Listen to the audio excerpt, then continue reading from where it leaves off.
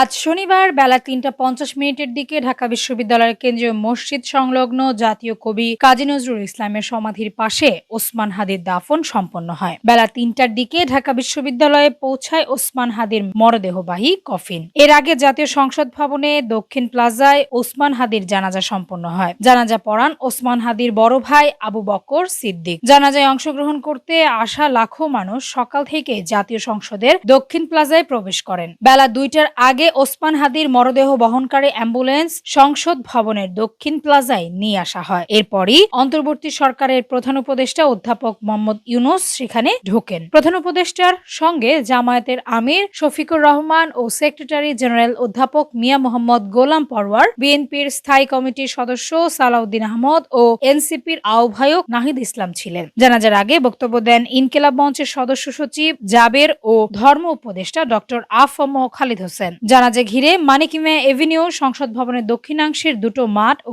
আশেপাশের এলাকা ছিল লোকে লোকারণ্য।